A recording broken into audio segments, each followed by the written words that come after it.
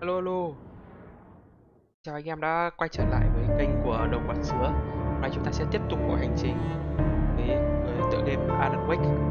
Và trong cái phần trước thì chúng ta đang trên cái hành trình đi tìm lại vợ đã mất tích của chúng ta.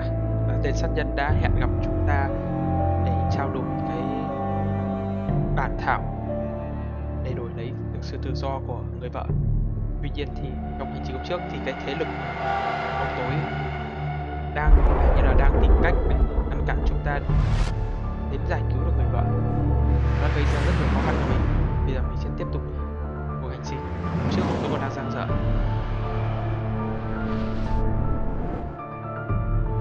Cảm ơn các bạn đã quan tâm theo dõi mình, và các bạn có thể để lại cho mình một follow để tiếp tục gửi tới các bạn nhiều nội dung hơn nữa. Hôm nay chúng ta sẽ bắt đầu cuộc hành trình thôi.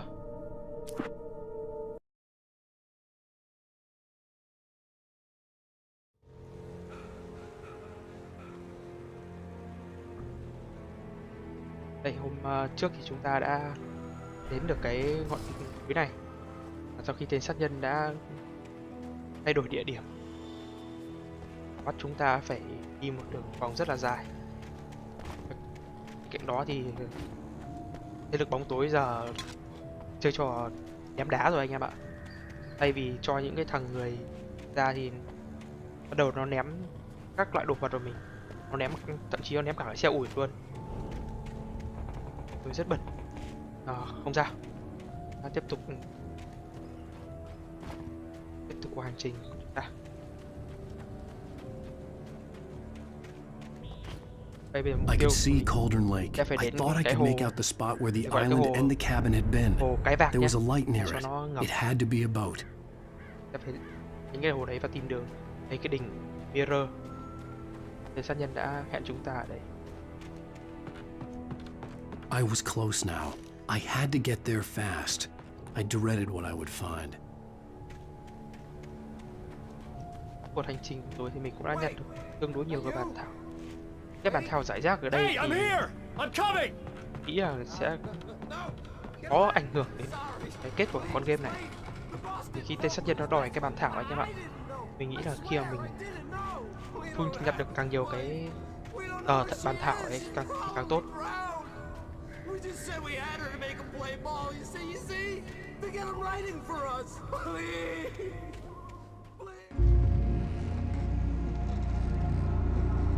Đây chính là cái tên đã bắt cóc vợ của mình anh em nhé.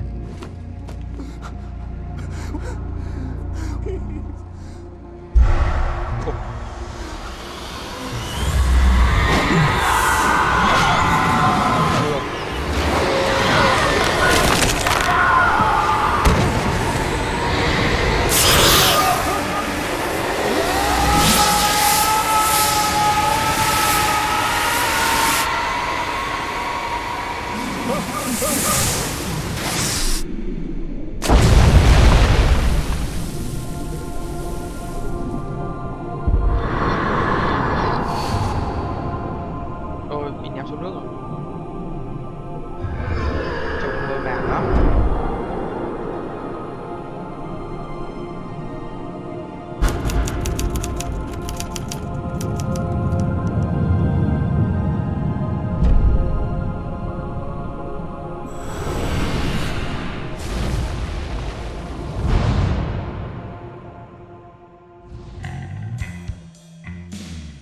Previously on Alan Wake, I'm hunted by the law. Sheriff, Wake's running. I'm giving chase. Are you seriously telling me that Chưa writer kể just đến took định out dừng. my deputies? The chỗ rồi thriller I anh em ạ. supposedly wrote is Cố gắng đi coming được mấy true. bước nữa. The genre of the story seems to be Thì là đã hết shifting.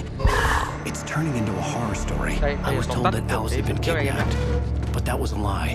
We don't have his wife. We don't know where she is. Her purported kidnapper was eaten up by the dark presence before it attacked me. Mình đang nghĩ là thằng sát nhân này cũng nhiều khả năng đã bị điều khiển bởi cái bóng tối.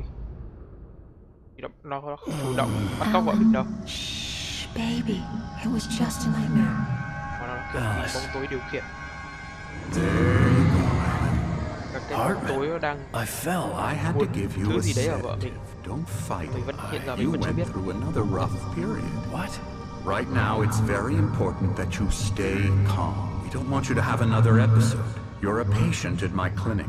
Have been for a while now. Sao lại cái chết The của vợ anh shock ấy làm of anh your sốc não? wife's death triggered a mental illness. No, you're lying. You're suffering from various symptoms of undifferentiated Bệnh tâm thần phân schizophrenia. liệt. Bastard. It's okay, Alan. Just let go. Mình bị ảnh hưởng tâm lý khá là nhiều. Kiểu không biết đâu là thật đâu là mơ nữa anh em.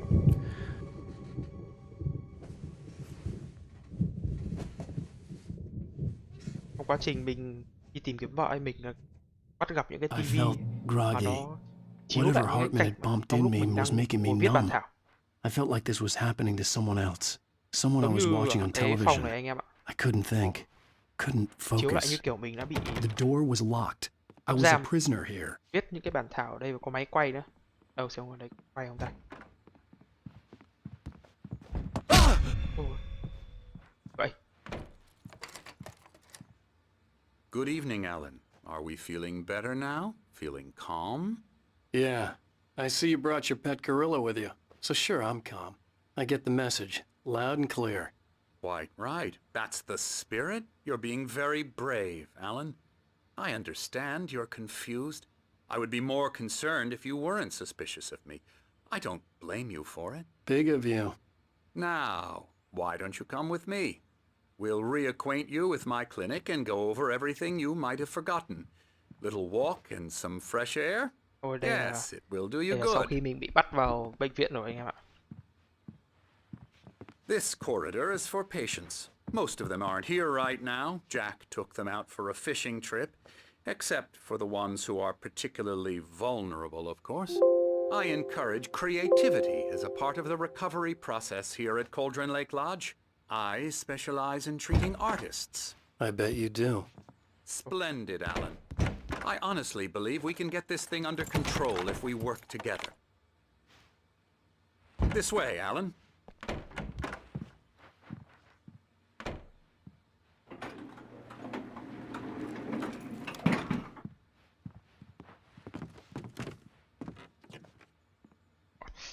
Sau khi nó đưa mình về chữa trị Now, chắc là Alan, mình from mơ past experience cái with mơ you, nó I không know I tin need mình to nữa. get right into the Hoặc heart bị of the tâm thần. matter as quickly as I can after an episode. So I'm just going to say Thực ra this. chắc cứ im lặng đi theo thằng này thôi. Alice is dead. Kiểu mình mà No. bị You're điên in a anh em. very Mình càng vulnerable nói mình bị state điên thì until you càng không ai understand tin. and accept this. Tốt nhất là im lặng. Alice drowned, and you couldn't face that. You're suffering from Im lặng rồi. hallucinations, Theo rồi. paranoid Mình sẽ tìm delusions, cách mình trốn ra ngoài. unusual thinking, an obsession about light and darkness, a feeling that everything revolves around you, your thoughts and dreams.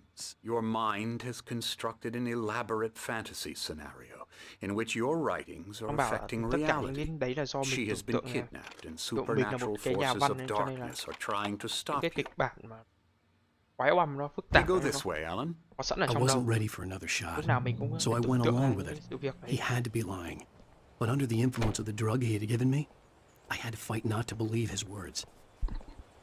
It's all in your head. You've been making it up. Apart from the tragic accident with your wife, no one has been killed.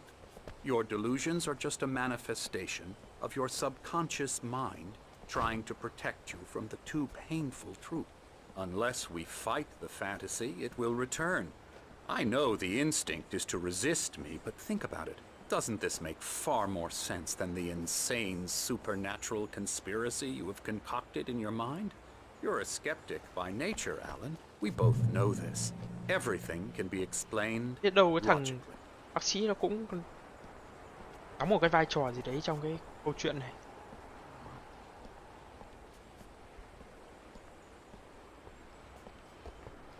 Nghi thằng này lắm. Mới gặp lần đầu đã thấy nghi rồi. Cái lúc mà bà cảnh sát này bắt mình về bệnh viện anh em. I never get tired of this view. Very inspiring, isn't it? Cauldron Lake spread below us. I could see Mirror Peak on the other side Cái of the cảnh đấy lake. họ làm đẹp nhỉ.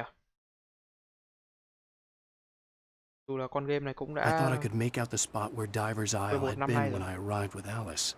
Now there was Cái chất lượng nothing đồ but họa cũng waves. khá tốt đấy chứ. It seems there's a storm coming. Funny, I don't recall there being a mention of that in the weather forecast. Well, no matter. This way. Follow me. Trời sắp Alan, bão. what I'm telling you is good news. Thấy đen thì kéo Right đến mất. now we're in control. Đi vào nhà. Every time Đi you vào nhà have a chú mưa relapse, đi. it gets more and more difficult to resurface from the dark depths of your imagination. Not surprising, considering your profession. Imagination is what you work with.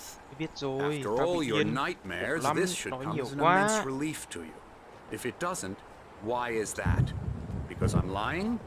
Or because you don't want to admit that you're not Ông bác well? sĩ cứ cố giải It's thích cho một very thằng điên là natural for you mày to bị think điên đấy of nhỉ? me as your enemy. It's part Sao of the hiểu? illness. I let him After talk. all, Hartman I'm the one obviously trying loved to his bring own you voice. out of the world His you've words echoed constructed for madly yourself. inside my head. But I I can't dug my do it nails by into the myself. palms of my hands to stay You need focused. to work with me. Once you accept that, we can begin the journey towards your recovery. Come along. Let's go inside.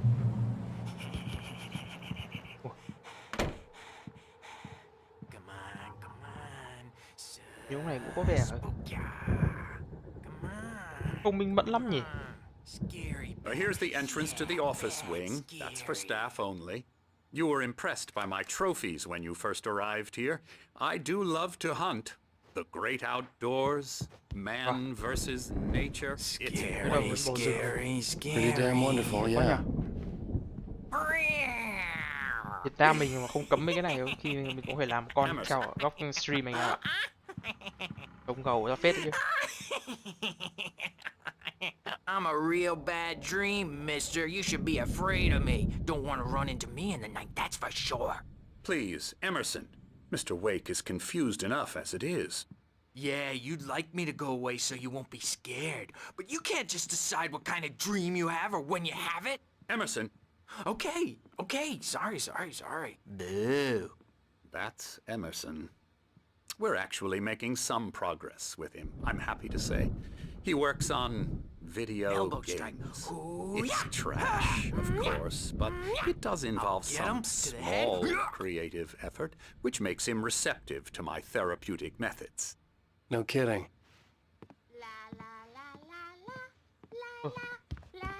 Ôi, bạn ấy hay quá nhờ.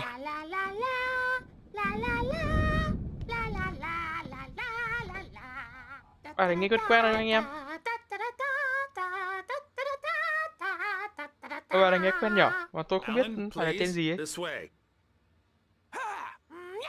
Không biết trong này có cái bà Alan, this way. anh nghịch bóng đèn không? Với anh em có nhớ không? Cái lúc mà lần đầu tiên mình đến cái thị trấn này mình có gặp một cái bà You might have noticed the cứ đứng typewriter nghịch in bóng your đèn room. thôi. You've been Một writing lần as là a mình gặp part bà ấy of trong the nhà vệ therapy. sinh. As soon Một as lần you thứ hai feel là ở up to trong it, you should continue. đồn cảnh sát. My rheumatism's killing Sao bà me. lại không ở trong đây ta? There's a storm coming. Oh, what a storm. Đáng lẽ là bà đấy là phải là cái bà vào đây chứ không phải là mình. And these two are the Anderson brothers, Odin and Thor. They had how should I put this? A heavy metal band in the 70s and 80s called Old Gods Đây. of Asgard. They even adopted new Đây là từng first là những names thành to viên trong một complete ban nhạc the rock. image of Viking gods. After the Giờ band ngồi broke cầm up, búa- they lived on a farm cầm búa gõ nearby. nhau này. They are, well, in advanced stages of dementia. They're well cared for, TLC and all that. There's nothing more that can be done. I'm afraid that the rock and roll lifestyle has left its mark. Oh, that won't do. I'm so sorry to cut this short for now, Alan. The power has been acting up. I'd better go check on it. We'll continue this soon. Meanwhile, Đây, when you cơ feel hội up để to anh em it, mình trốn return đi. to your room and try to write. Chị em nói It nhiều quá. really is for the best. Don't you think? I'd like to bash his head in with a hammer. Oh, he'd love to fish out our secrets, but he has no clue. He's not crazy enough. Not crazy like us, Sonny. Yeah! Being crazy's a requirement, Sonny. Who else could understand the world when it's like this? It takes crazy to know crazy. That's the sanest thing I've heard in a while. Zane! You're all right, Tom. Hey, we like him, don't we, bro? He's got to go to the farm. The Tom Anderson Zane. Farm. Trước mình có đến vào được một cái Valhalla! trong một cái nhà đấy anh em. Lest we'd Như forget. kiểu là có A một crash ai course. đó All you đã need nhốt to know cô to gái get lại. your head right. You Thằng need đấy to find tên the là thằng message. Here, Thomas Sonny, Zane. here's something for you. Gave me a rash, but I Cũng là một cái kept nhân vật it safe Việt mà from đến these bây giờ người ta mới chỉ được nghe tên thôi. My head was clearing up, or according to Hartman, I was sinking back into the fantasy. I was convinced he was lying to me about everything. Crazy or not, the Andersons made more sense. Quay về phòng mình như tầng 2 anh em I may nhỉ. need a hand here later on, Birch. The storm's bound to make you know who jumpy. You know how they get. Gotcha. The doc's got me looking after Wake here. Something's wrong. I'm not myself. It's hard to think that there's a shadow inside my head.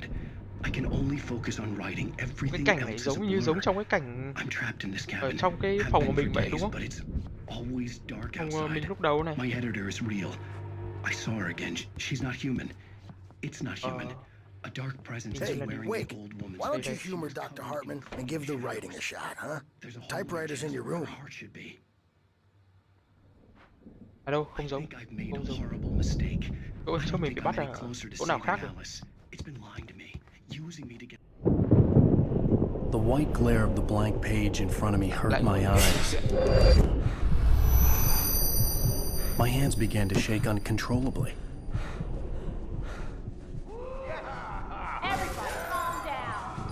Mình không rõ là cái bàn thảo của mình nó có cái chữ mạnh nghĩa gì.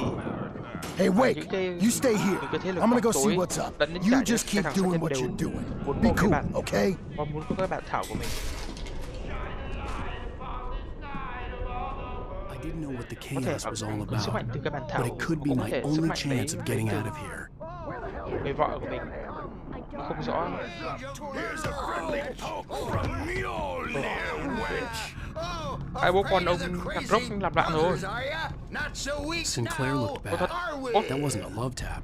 The crazy old fart hit her hard. If she was one of Hartman's goons, she had it coming. I could get the key to the office room from Sinclair. I had to get to Hartman's office. He'd taken all my manuscript pages. That's where he'd been keeping them. It's my storm. I'm taking it. Lắm. We're on a comeback Hôm nay tour, hút được bọn kia vào trong phòng rồi. Come out and Bộ của mình đến rồi.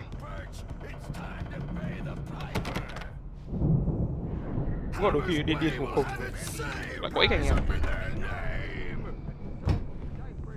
The markings on the tape said they were recordings Hartman had made at the sessions with his patients. I saw Alice's name on one of them. For a moment, I couldn't breathe right. Do you hear me? I'm gonna do your crazy quack ass to shreds! Seriously! Do you have any Barry idea how là much thằng bạn mình nữa ta. Ow! About Đúng rồi. time! Barry, man, am I glad to see you. We need to get to Hartman's office. It's right. Okay. Ta đã vào được phòng These were all the pages I had on me, bác sĩ rồi. and more.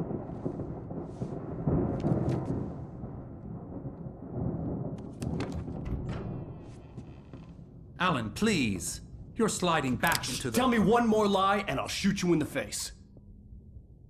Ah, well, it was worth a shot. Really, Wake, come on. Let's work together on this. You have no idea... Hartman, shut up! Barry, get out of here. I'll catch up with you. Get a car. Oh, Al, let's just... Go! Wake, listen to me. This is a mistake. Don't you see? Together we can create something absolutely wonderful. With your ability and mine.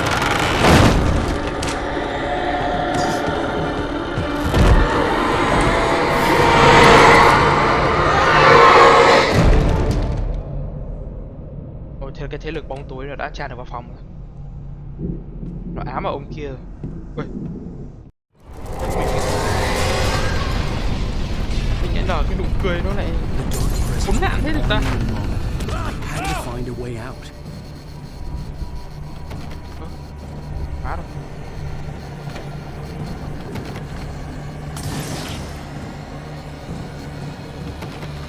quá, không được rồi. Không phải đi đường này.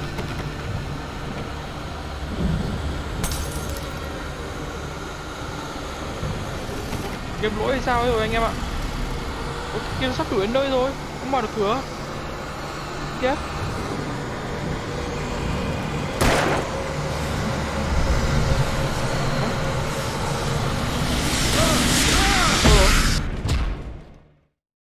Sao đấy nhở?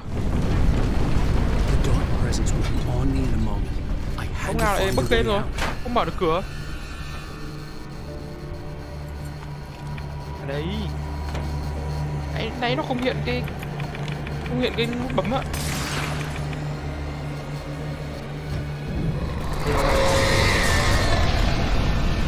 Chạy rồi.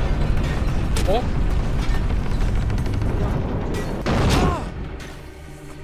I needed light to get the possessed bookshelves Chặn hết out cửa. of my way. Mình phải tìm cần cái đèn pin. Mình phải có cái đèn pin. Không có cái đèn gì, không cho cái đèn gì cũng được. Cái này làm sao đi? Thôi. Tìm được cái đèn ở đâu bây giờ? Đây à? Đây đâu? Chết nơi rồi. Có vào vòng này không? Không phải. Hay chạy lên tầng nhỉ?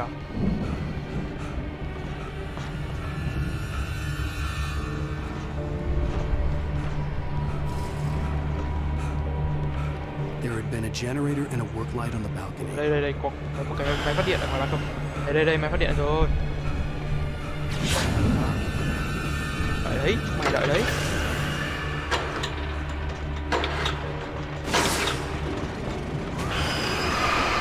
Đó, chết chưa? Chết chúng mày chưa?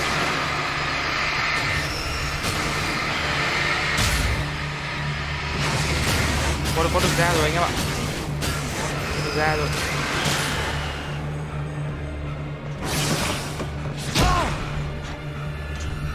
Ngon quá.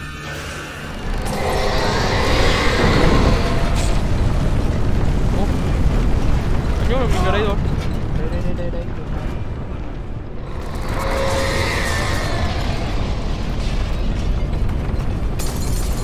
Mình cái đèn pin rồi. Ô. Kìa. Đi đâu đây?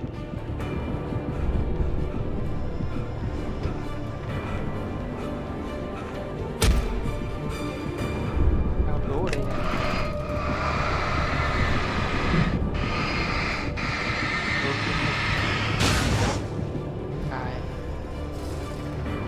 Đây rồi, lối ra rồi.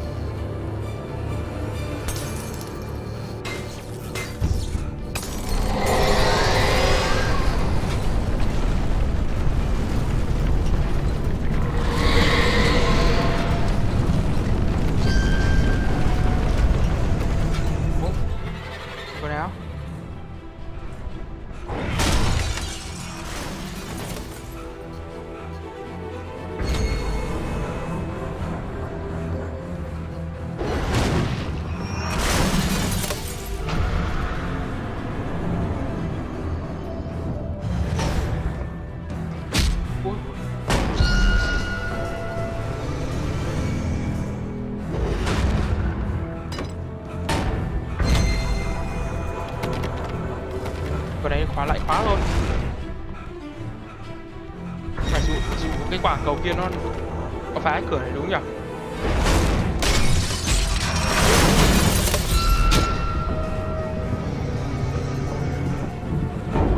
Mình chung quanh đẹp. Bạn mình ngoài này rồi. Về thoát rồi. Bye anh em ạ. I found the car, but the gate's locked. You're gonna have to go through the hedge maze over there. Barry, I don't have a light. Take this, Al. Oh God! Look at the house, Al. Look out! Cả căn nhà bị ám rồi.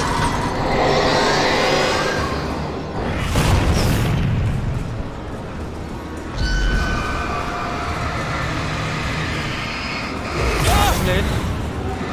Đây. Đây có đèn này rồi. Đổi máu rồi. Có ở đây có cả thuốc với đèn pin này.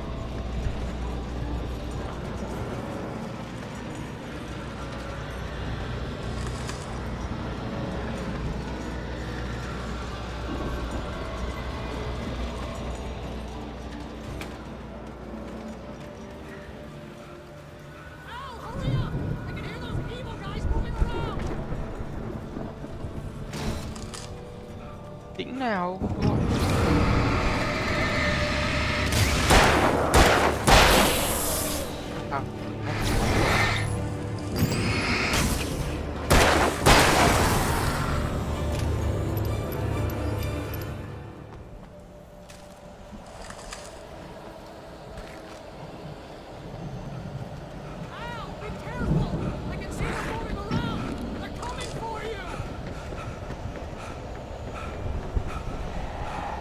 Này đúng không nhỉ?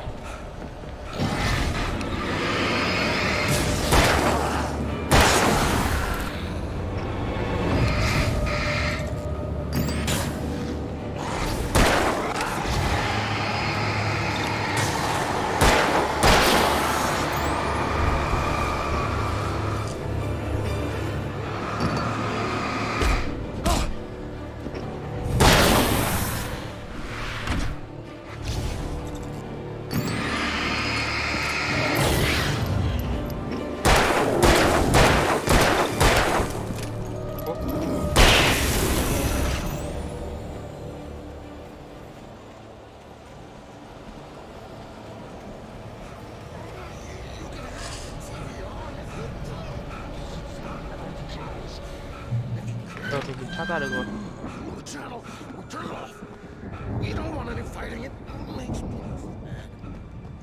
Nghe như tiếng của thằng sát nhân ý. Thằng bạn nó khi bị bắt rồi.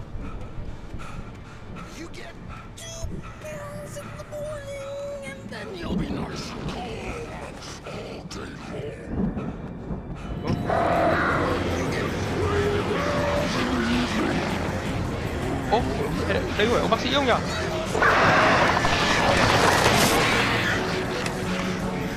Đây đúng ông bác sĩ rồi này.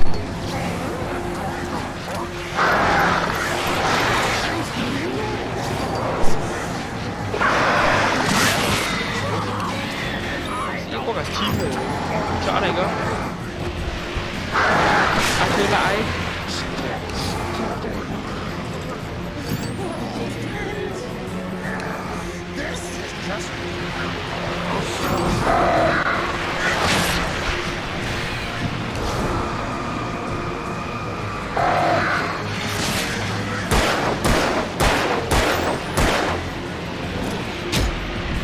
Ôi, nó né rồi. Xong phi rồi.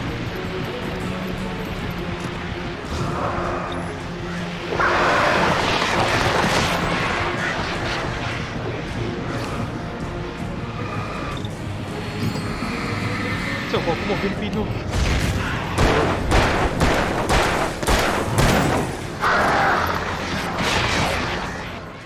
Thôi. Ô, có bọn chim nó khó chịu quá. Mình không có đủ đèn để.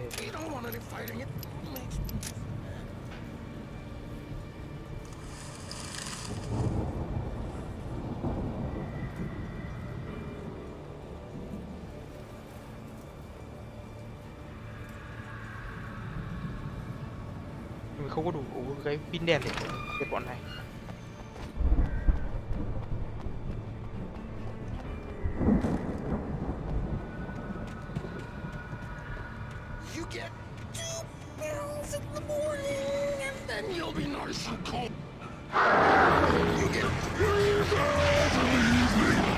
Các mình giết bọn chim kia trước.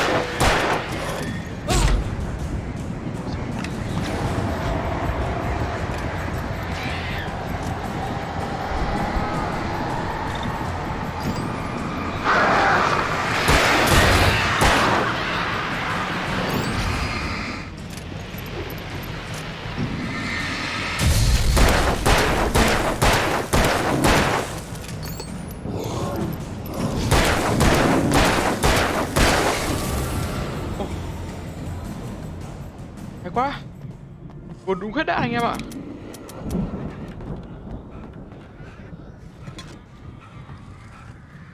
Ui. Đây, ở đây có cái khẩu súng này mà mình không biết này. Đáng lẽ phải chạy lên đây lấy khẩu súng này anh em.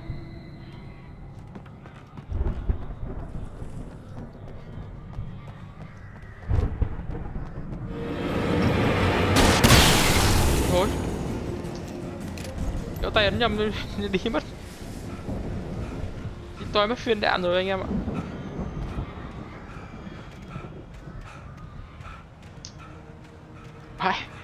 Vãi mới nhặt được 4 viên.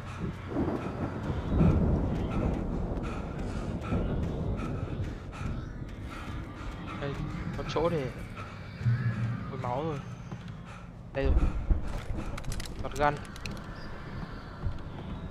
Đấy.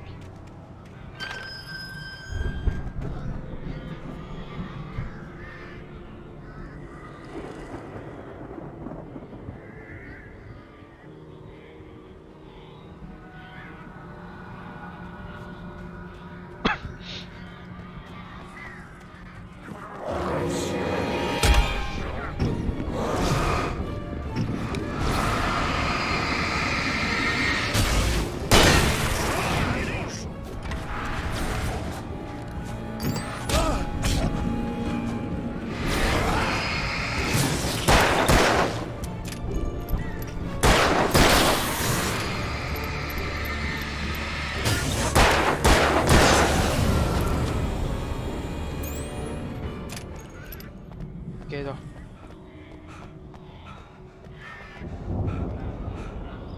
Qua đây không nhỉ?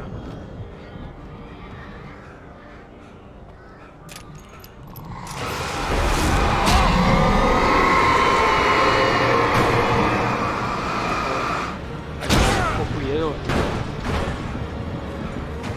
Không có cái này nó không né được. À đâu. Ơ, giờ mình chiếu đèn này được rồi.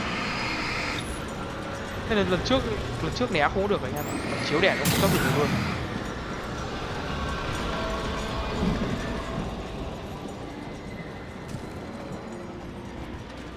Hay quá, hồi được máu này.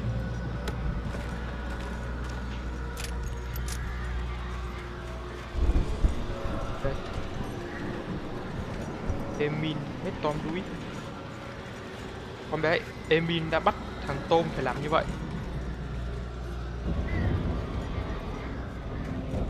Thế mình đang không biết thằng Tom là thằng nào. Bây giờ thêm con Emin nữa.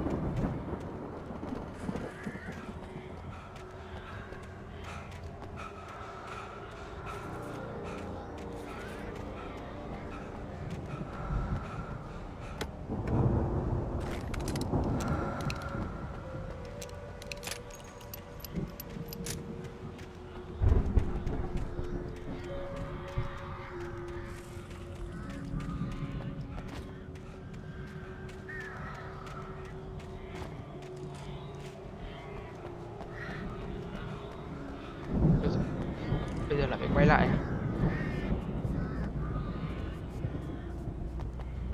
À đây.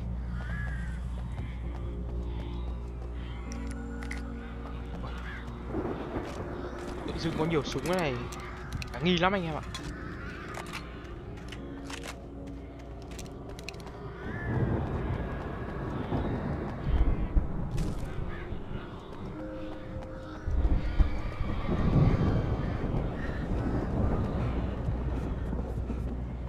Đã thấy có một anh đứng đợi sẵn rồi kìa. Hello. Thằng bạn mình anh em ạ. Let's get out of here. Can you open this gate? Maybe. Barry. Well, I slammed it shut when the nasty showed up, and the key fits kind of loose in the lock, so, Barry, I'll find it. Don't worry about it.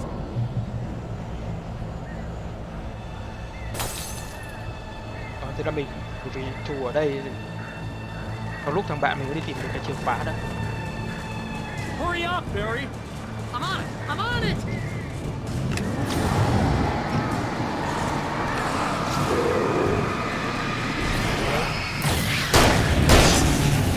It's gotta be here! Just hang on, Al!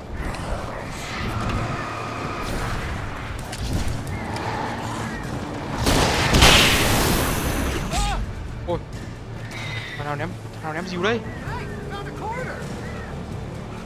Mở cửa nhanh lên bạn ơi, một khoe ra nữa.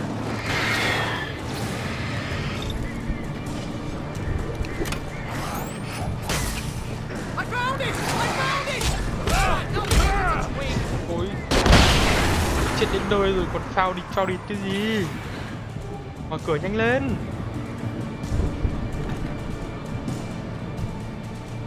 Here it is! Al, I found the key!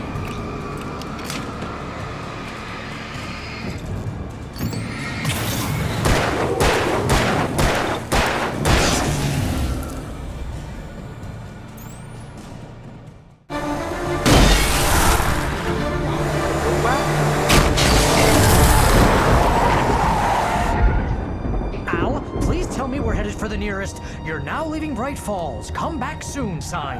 We're going to the Anderson farm. I knew you were gonna say something like that. You know what? You owe me big time for this. When this is through, if we make it, I don't care what anybody says, I'm done with darkness. You're gonna buy me a tanning bed as a gift, and I'm gonna live in it.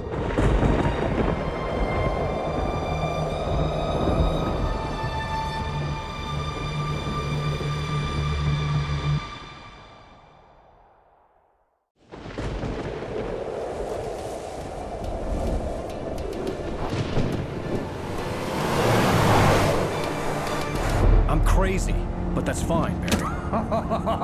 Oh, you got that right, Al. You're barking mad. You are by far the craziest. But maybe that's inevitable when you deal with crazy stuff like this. It helps. This is happening, Barry. Alice, they never had Alice. She's trapped in the darkness at the bottom of the lake, but she's not dead. Al, how can you know that? I know, Barry. I can... Al, No, listen. I can bring her back. I can find her. There's something special about this place. The lake, it does something to the works of art created here. It makes them come true. But there's a catch. The dark presence, whatever that thing is, twists it to its own ends. That's why all of this is happening. It's using my manuscript to take over everything. Al, I believe you. It happened to Thomas Zane before, it happened to the Andersons. I believe you. Crazy or not, you're not delusional. Weird shit's going down. That's a fact. I'm on board, man. I'm with you. The Andersons knew about it, but they were too far gone to tell me with all the drugs they were on. But they wrote it down. There's a message somewhere at their farm, Barry. They just need to find it. Xong nó bẫy mình đến cái này. Tại sao thì mình chưa rõ nữa.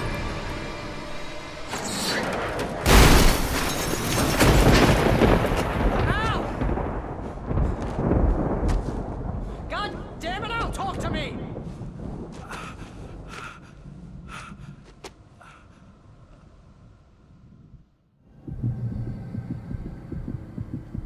I had lost my gun in the crash. Barry was nowhere to be seen. Barry! Barry! Lúc nguy cấp thì lại mất súng. Man, you're okay! Jeez, it's good to hear your Cứu thằng bạn voice! thôi. I was trying to get out of the car, but the ground gave way! Man, what a drop! Don't worry, your cutout is fine. Forget that! Are you okay? I hit some bushes, didn't get a scratch. There's no way you can climb down, though. It's like a sheer wall. Thằng bạn bị rơi xuống dưới rồi. Al, there's something moving down here! Barry, it's a taken! Use a flare, Barry! Yeah! Barry, are you alright? I'm good, Al! I'm great! Guess you never messed with anyone from New York City Mình có nhảy before, xuống đấy huh? nhanh cũng không cứu được thằng bạn. Mình phải đi tìm súng trước. You're gonna have to find your way around to the farm, Al! I'll be waiting! Barry, just wait for me, okay? Al! I'm not staying here! It's suicide! I'm going to the farm! I'm gonna go ahead and secure the area! You can catch up! Don't worry about it! I'm on the case! Now he's Rambo. This would turn into a disaster if I didn't catch up with Barry.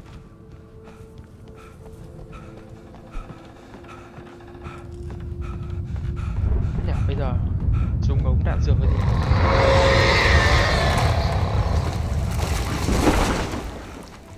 Bây giờ mà có mấy thằng kia nó nhảy ra thì không biết chạy được nào nữa.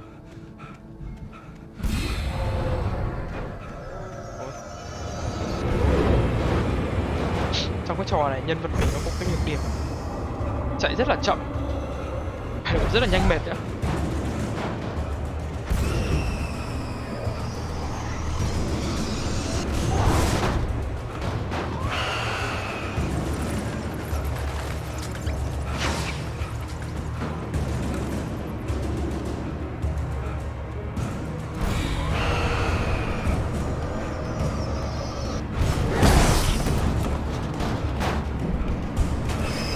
Biết né kiểu gì luôn anh em ạ. Cầu may nó không đâm vào mình nữa.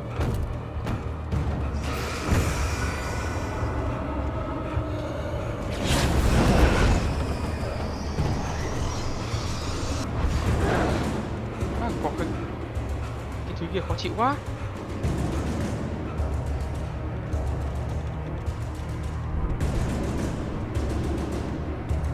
Shadows crawled over the gate. I needed a light to destroy them to get through. Trên này như mình thấy cái máy phát điện.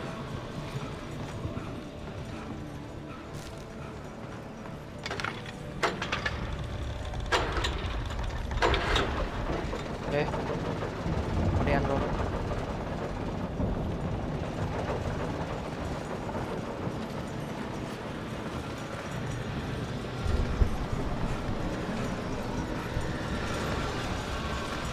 Bây giờ phải tìm cách chiếu cái đèn vào cổng.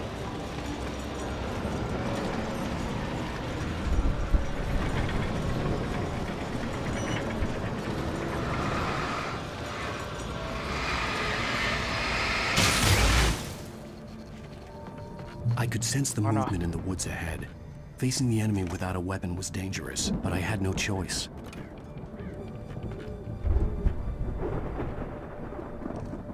Đừng có tin ai trong bóng tối. Đừng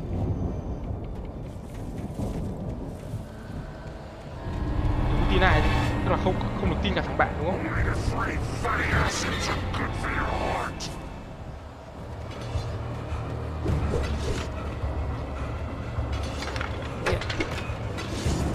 Nào, nhanh lên.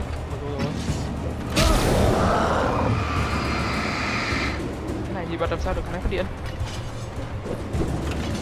Đây, có đèn thấy chưa?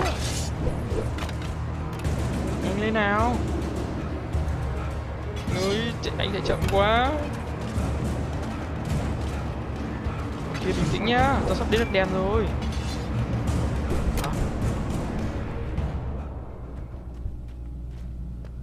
Có đèn thì chạy ngay.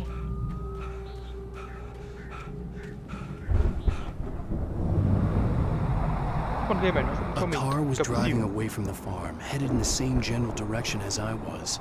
For all I knew, it was Barry, caught in the consequences of leaping before looking. Đuổi theo trước khi biết dấu, thằng bạn nó đi ô tô thì bây giờ đuổi sao được?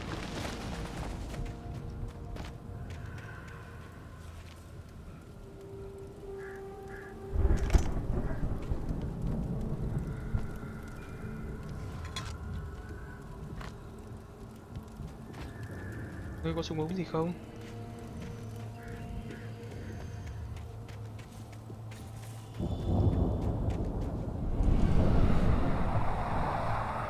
The car was heading for the cabin up ahead. It wasn't far. If it was Barry, I would see the damage soon.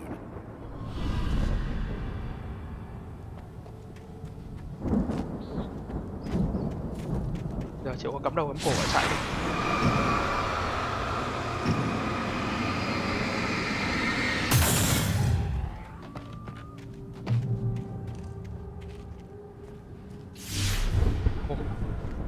I'm trying to deliver each page to the right time and place. I'm trying to show you how the story goes. I had seen glimpses of the light before. I had seen it in my dream. It was a strange spaceman or a diver in a bulky suit. He was the one who'd been placing the pages on my path. Có khi nào phải đọc những cái bản này? Cái bản này. I stared at the Viking paraphernalia that littered the area, surrounding an unlikely scene. The dark presence followed the choreography laid out to it in the manuscript, growing. Còn nhiều bản lắm.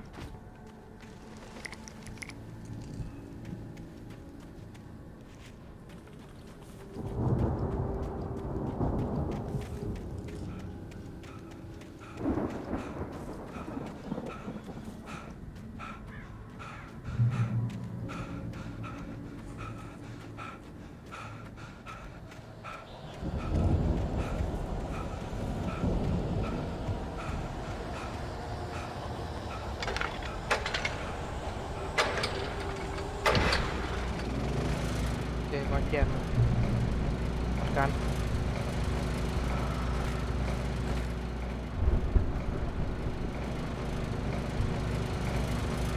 Someone had left a gun behind.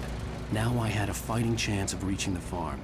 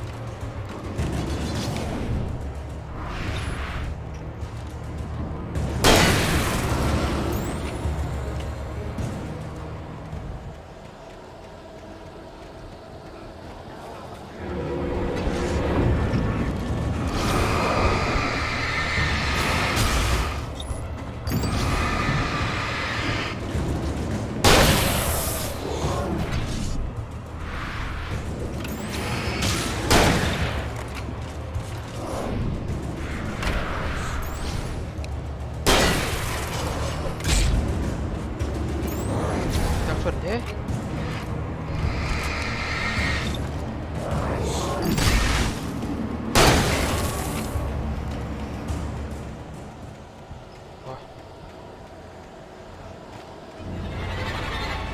Ui, mình tưởng nó mạnh nhưng mà hấy đạn.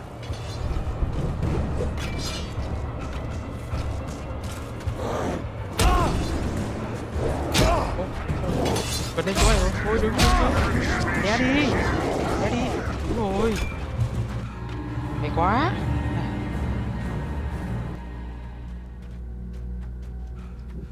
I could see the car, but there was no sight of the driver. Muốn tiết kiệm tí đạn này em ạ. Hello? Anybody here? Là tiếng bạn mình đúng không? No! Danny, you're not! Ồ, Danny thằng nào? Có tiếng súng rồi. What are you? Bạn mình. Có khi thằng bạn mình đi rồi. I know you. You were in jail the other day. I went to the farm again for the moonshine, you know? It makes you see. They're not gonna miss it. They're in the loony bin. But my buddy, Danny, I lost him. Something's gone wrong with him. It's not him. Vậy là thằng Danny này có khi bị like a real bad follow-up. Có khi thằng này nó bị kẹp bóng tối, nó đã khống chế thằng I've run through every possible course in my head. If I continue like the dark presence wants me to, the story I'm writing won't save Alice. It's a horror story, and it's going to and everybody in this town. No one will survive.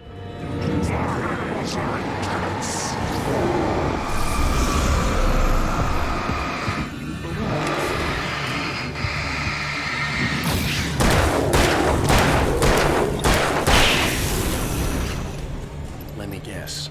Danny, huh? I've myself into the story. I'm now the protagonist. This feels like a terrible risk, but it's the only way to save Alice. The front door was locked. By the events of the story just as much as anyone else who's been woven into it. The story must. The farm was still a good distance away. I'd need a car to get there fast. If Barry wasn't up here, he was probably in trouble down at the farm. Thằng lái con xe này không phải thằng bạn mình, bad for doubting him. Là hai cái ông kia. After all, I made it this one myself. Barry was Barry. Tối thôi. Kẹt xe rồi.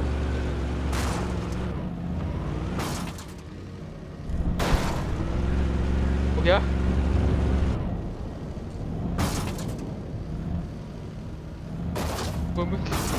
Vừa nghe được con xe xong.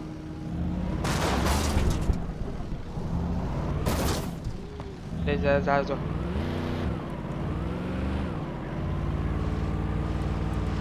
Khi thằng bạn mình, nếu mà thằng bạn mình đến trước kia thì thằng bạn mình có khi đang gặp nguy hiểm.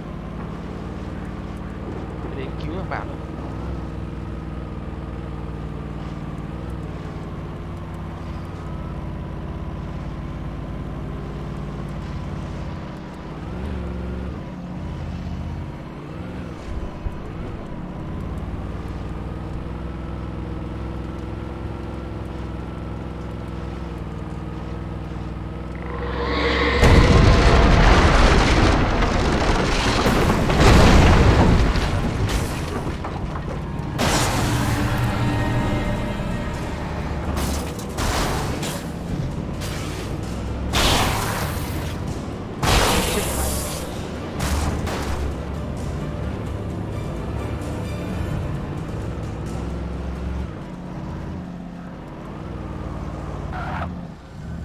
Đi đến chỗ này mình có xe đi bộ rồi. Nó chặn đường ở đây mất rồi.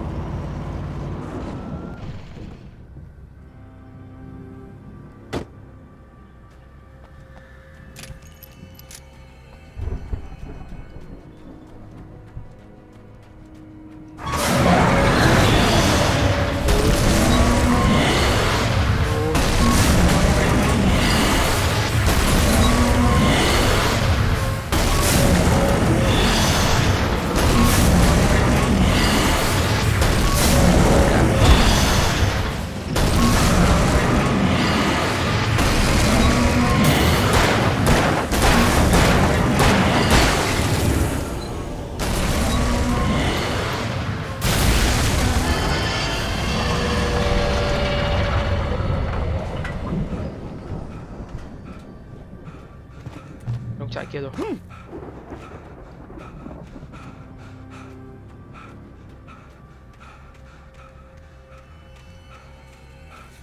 Đây là cái nông trại của cái ông hình như đã từng trải qua cái sự việc như mình. But it hadn't really sunk in until I saw the stage. Anh em chưa nhận, à không phải.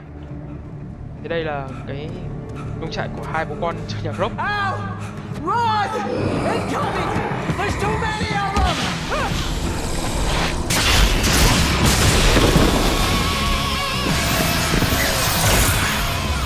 God damn.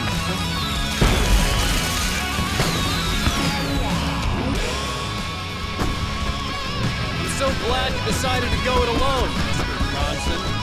Shut up and shoot! Ow! We have to fight them all! I can set off more of the fireworks from here and help you out! Hey, did you notice there's a lot of ammo and stuff around? This place is stocked! Al, hold on! I'll try to get the stage lights on!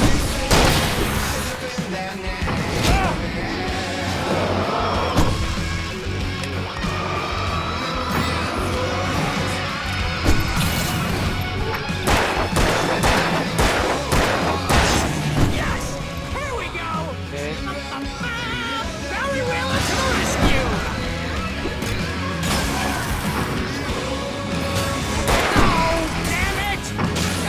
Turn of the second wiring! Hang on out! I'll get them working again, I promise!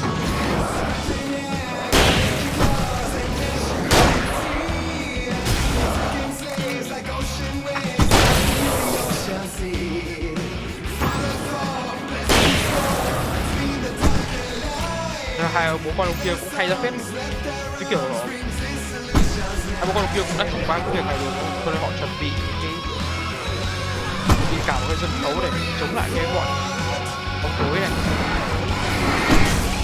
Nhưng mà cái thằng bác sĩ kia nó kiểu hai bố con nó lên yên nhốt vô trại luôn.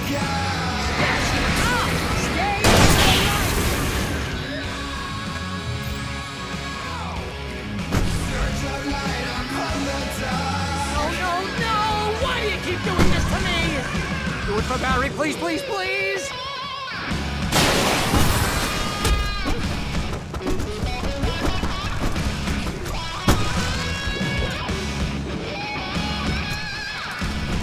Ôi, sao gắt vậy?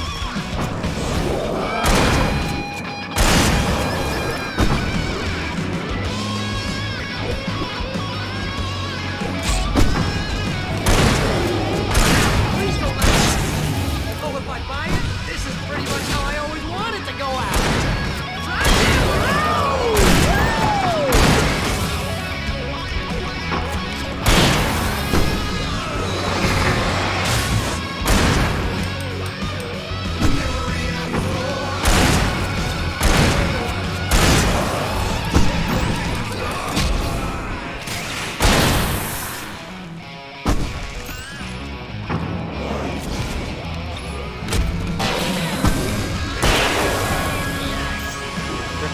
Chưa?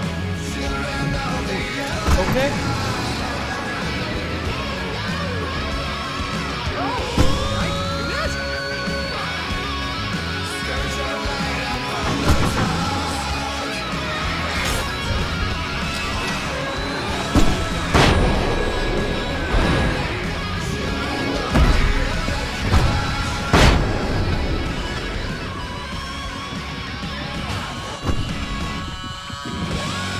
Chưa? Qua một thằng. Chiến thắng rồi.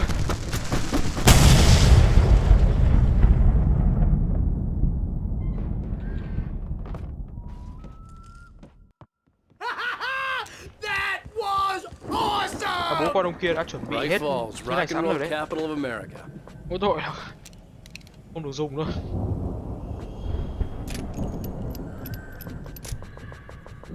Chuẩn bị cái sân khấu hoành tráng phết đấy chứ.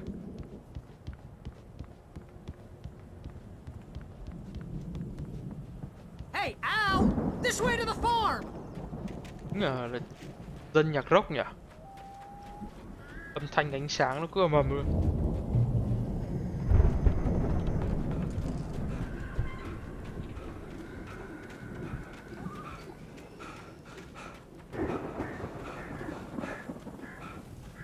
See, bestseller, no reason to worry. Your cutout's good as new, right where I left it.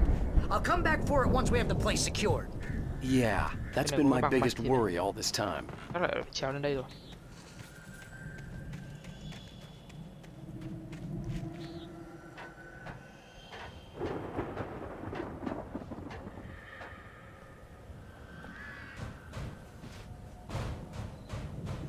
Hey, I think Alan Wake here has something to say. What's that, Al? I'm Alan Wake. I'm always right about everything. And if I don't get my way, I'll sulk all day long. I'm always dense and moody. It makes me very attractive and mysterious. Wow! You look at that thing, Al! They really went all out with this Viking crap, didn't they? Look at all this stuff. They must have done okay for themselves, so how come I never heard of these guys before? And this from the guy who learned about Ozzy Osbourne through reality TV?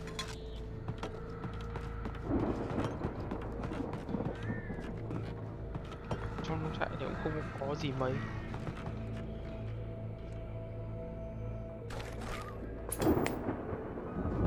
Sleep. We all spend a third of our Night dreams in Spring. its soft embrace. Brings back memories. Hey, remember when I got you that gig? Your first real writing job. What got you started? Was this one of your episodes? The Viking boat looked imposing, almost like a battering ram. Viking. Không lẽ là lấy con tàu này? That's by someone else. We join Mr. Jones to explore the enemy's dreamscape. Ok.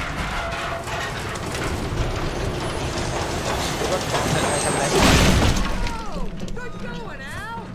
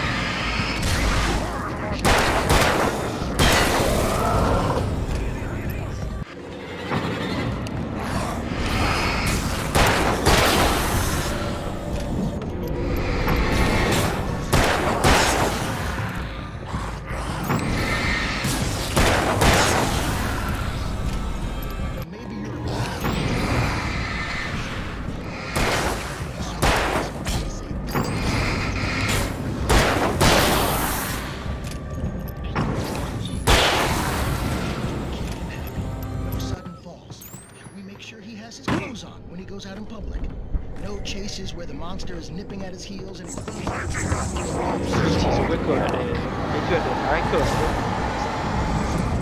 Còn đang lại tưởng mình còn tưởng đi bằng thuyền. I think we can make it through here, Al. Chạy nhanh quá.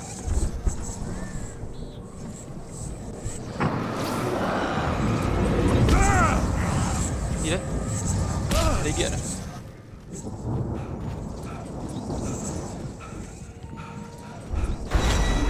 Chạy đâu?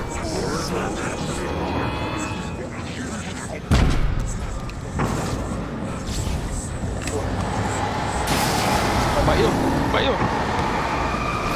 Bẫy mất rồi anh em ơi.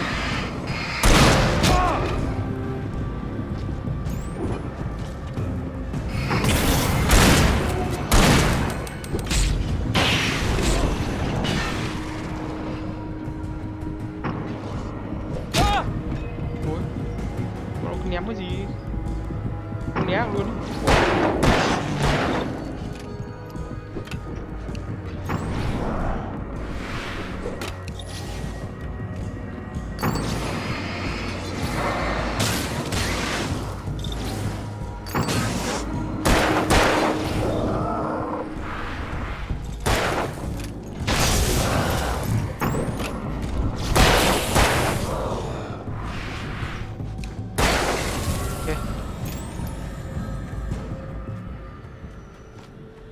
Có đứng từ xa không ném không? Mình không nhìn được ấy.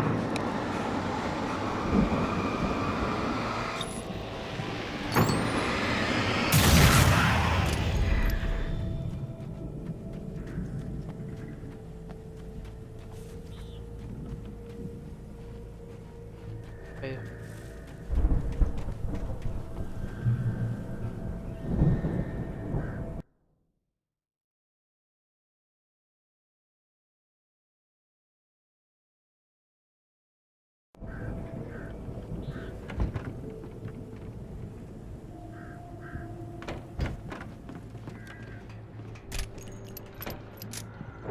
Wow, those geezers had quite a production going on. Ooh, you know what, Al? If we make it through this alive, I'm gonna start representing them.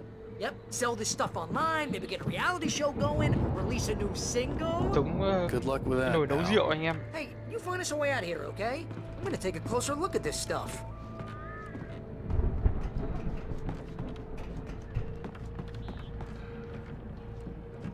Hai bố con ông này cũng giỏi chứ, chả phải điên đâu.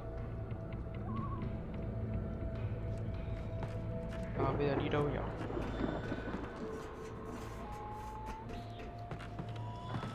Cửa đây.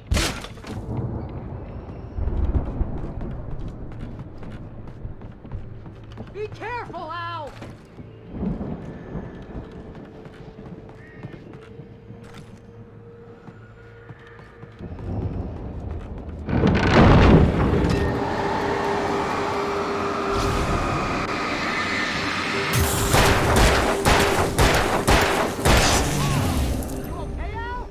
I'm good. Keep your eyes open, okay?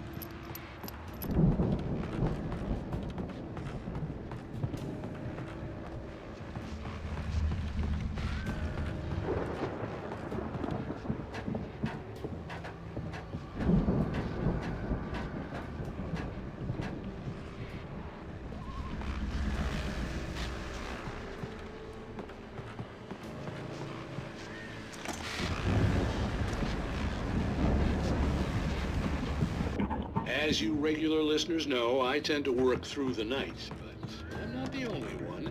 Deputies Mulligan and Thornton are taking a couple of moments off their busy schedule to join me here in the studio. Boys, how busy are you now? Deer Fest is almost a busy life. I bet that keeps you in business. Pretty busy, yeah. Actually, Pat, we've been real busy with other stuff. I could see the building that had to be the Andersons' home on the other side of the field. It wasn't far now. I wasn't worried about trusting the ramblings of two burned-out geriatric wrecks. They had the goods. Mình phải đến cái nhà to kia. Mình cũng đoán là hai bố con kia chuẩn bị chắc cũng đầy đủ trang các thứ. Đây, chuẩn bị cả cái xe nữa này. Ê mà được lái cái xe này thích nhở.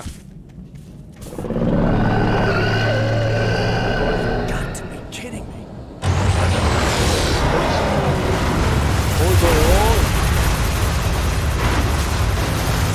không phải là mình được lái anh em ạ. Đây là nó lái mình luôn.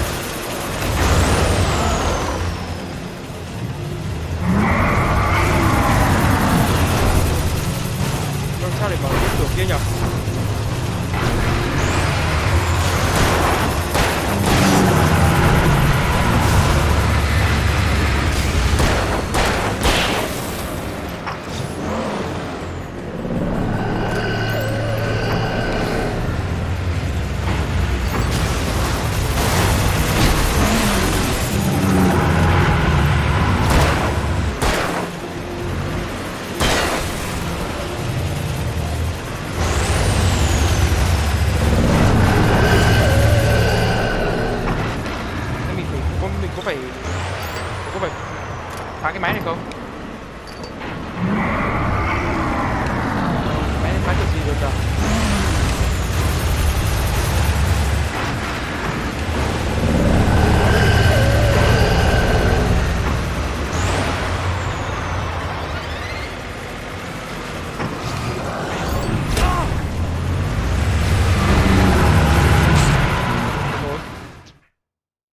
Khó quá.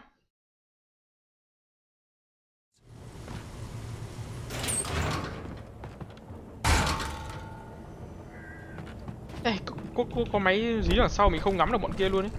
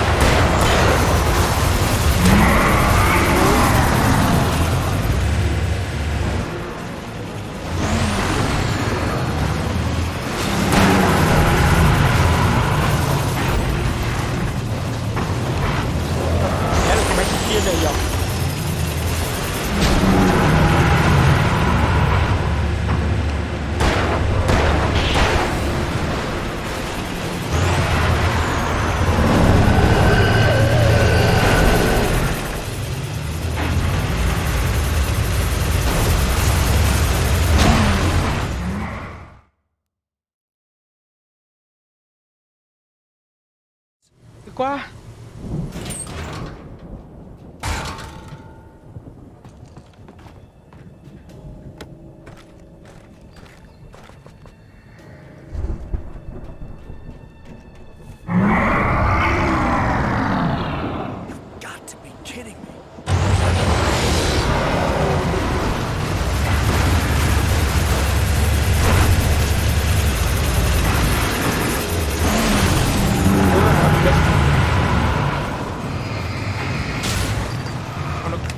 Nó đâm đau chứ.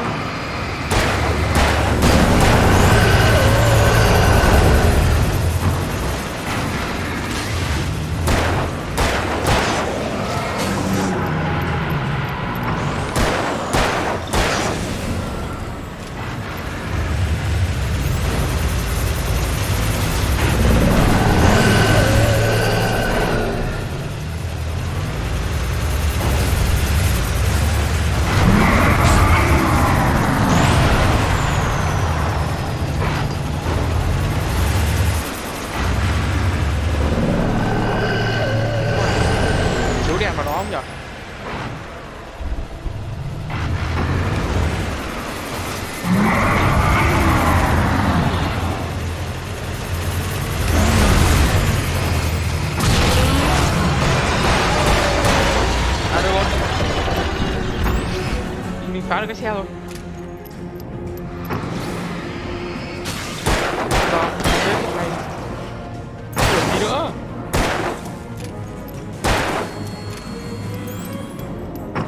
Đuổi gì nữa?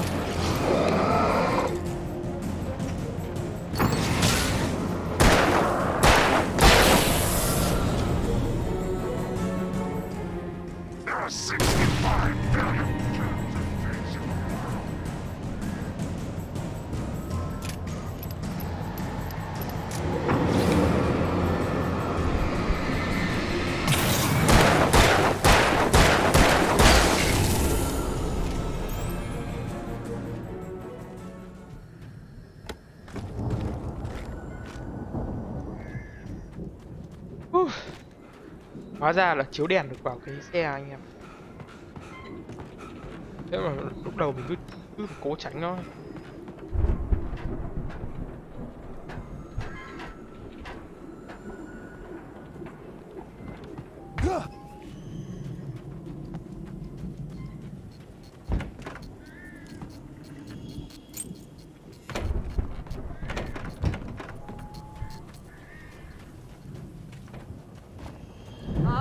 Al? Is that you out there, buddy? Yeah, it's me. Hang on. Hey, let's go, man. Và bây giờ đến nhà của hai bố con kia rồi.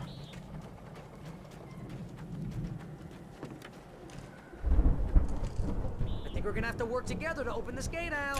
Looks pretty heavy. Ah! Hey, I think that's the farm on the other side of the field. We're almost there. This farm is a crazy place for crazy people. We should feel right at home then. Valhalla. Bố con nhà này phong cách Bắc Âu à? Ôi sắp tới làm cái quốc con Assassin này anh em nhỉ? Assassin's Creed Valhalla này. Thì ở đây nó cũng khá là nổi. Ôi dồi ôi. Có cái cưa ở đây nguy hiểm nhá. Ý gì cũng có thằng cầm cái cưa vào cho xem. The lights are out. Guess we better check the fuse box.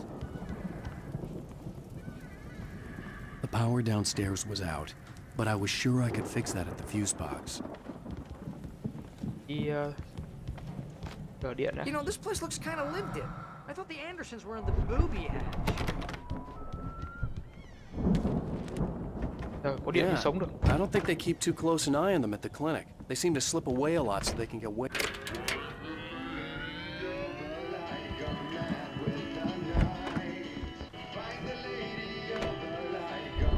Can you hear that, Al? Music? Of course. We need to find where it's coming from. That's the message the Andersons talked about. That's the whole reason we're here.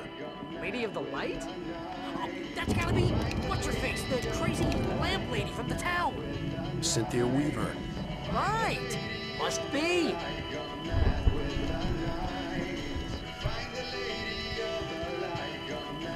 Đây.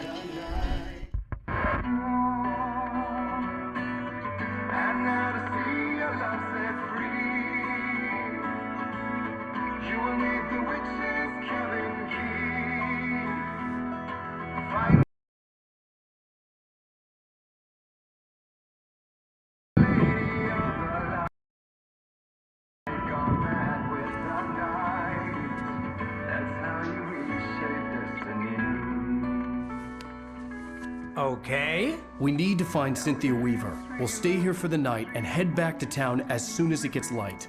Cynthia Weaver như là cái bà điên đèn. Hey Al, lots of hours before dawn. Might as well get some rest. And by rest, I mean drunk. Come on, Barry, this is... Yeah, what the hell?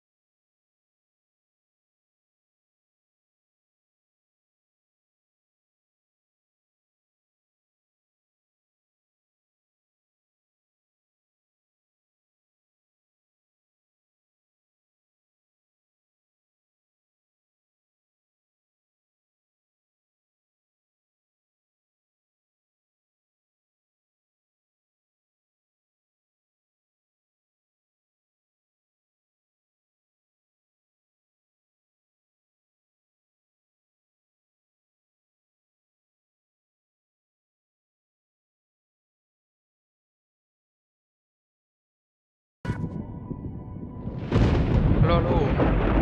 Lỗi anh em nha, mình vừa có cuộc điện thoại. Hơi lâu một chút, mong anh em thông cảm nhé. Ta quay trở lại game thôi. Even though you're a crazy bastard, I'm gonna stick by you, no matter what, ever, Al. Sure, like a brother. I'm a writer, god damn it. Correct. If I just wanted to, I could write 10 books a year. And they'd be the best books that year. No, you couldn't. That's right, I could. Well, I could, because I'm a writer. What? What do they put in this stuff? I feel like my brain is coming out of my nose. I'm gonna get the recipe off those coots and be a booze millionaire. I just miss her, Barry. I just want her here with me. I know, Al. I know. It's gonna be okay. We're gonna make it okay.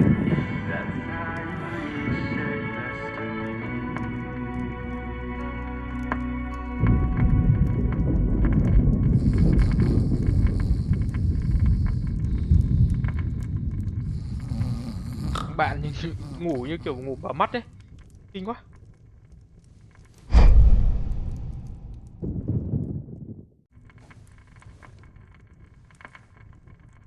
Có khi cái thuốc kia bị phá thuốc rồi.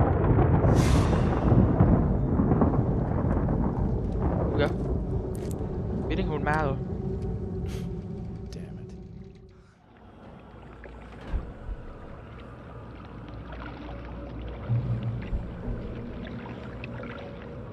Thế nào? À, ở đây là cái lúc mà bọn mình bị bắt cóc này. It's all right. I'm coming. It was a crazy drunken dream, and yet it was more than that. It was the truth, a suppressed memory unearthed by the Andersons' moonshine. I was there, an out-of-body observer. This was the night Alice and I had arrived at Bright Falls, the night Alice had disappeared. I had a chance to find out what had happened. I remembered being surprised to see the cabin dark. Alice would have never turned the lights off. Alice? Alice! Có đứa nó cố tình phá hỏng cái cầu trì sao? I remembered thinking I caught a glimpse of her form underwater, sinking into the darkness. Diving after her was the last vague memory I had of that night. After that, the next thing I could remember was waking up behind the wheel of the crash car and finding the first pages of the manuscript.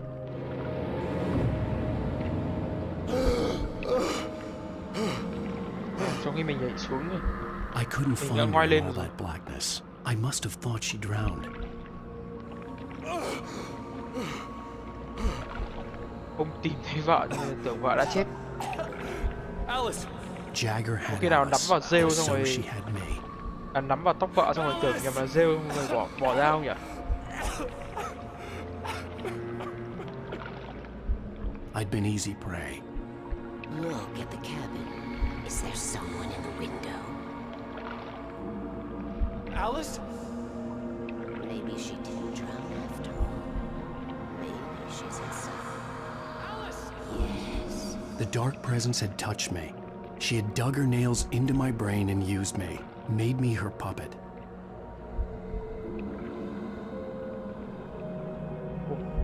She must be here somewhere. Maybe upstairs in the study. Alice! Đây là cái phòng mà mình bị quay, mình bị nhốt đây này. You can apologize. Alice! You laugh at the whole thing together and put it Alice? behind you. She's not here. You were foolish to think so. No, she's dead. She drowned. No, no, no! It's your fault your wife is dead. You are guilty. All she wanted was to help you right. You killed her. Đúng là nắm lại tóc vợ xong rồi tưởng là rêu, tức là bỏ tay ra rồi anh em ạ. Cauldron Lake is a special place. Here, you have the power to change things. She wanted you to write. I will tell you what to do. Thế là như vậy là vợ mình đã chết đuối thật. Là bà đã khống chế mình. Tại mình viết ra một câu chuyện. Đấy, mình viết ra câu chuyện để Hồi sinh người vợ đã mất. She had Alice, and the manuscript was the ransom for her.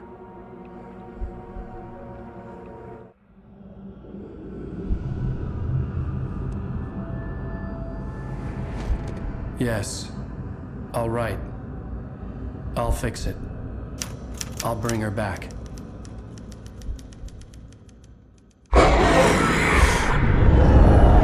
Giật cho mình. No. I wrote it. I remembered it all now. In the dark, I'd written for days, a week, almost a complete manuscript of a novel entitled Departure. Jagger had been my editor, whispering in my ear, making sure that the unfolding story would make her more and more powerful. I thought I was saving Alice. Even with the cobweb she put in my head, some part of me had been aware enough to write my escape into the story, to bring a light into the cabin to release me before I could finish, to interrupt the horror story before the ending, where darkness consumed everything and everyone. Zane was weak and far away, but I had written him into the story, and his light had been enough to set me free.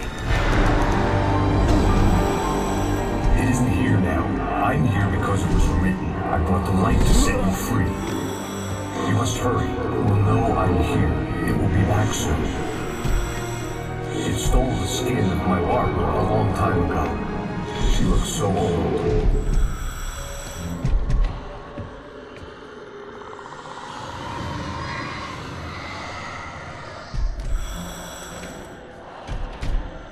I had woken up, confused and groggy, my mind consumed by darkness and fear. All I could do was to escape.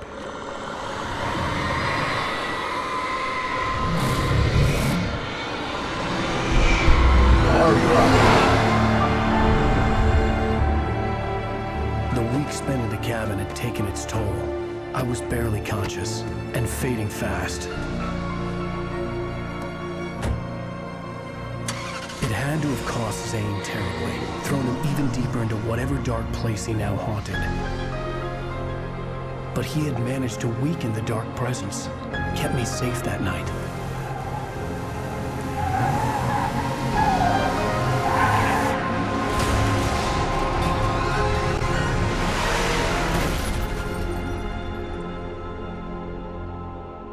Thế là tất cả đều là sự thật anh em ạ. Tất cả đều là sự thật, nhưng mà ở những cái thời điểm khác nhau. James Joyce, it's your fault and you're gonna pay for it.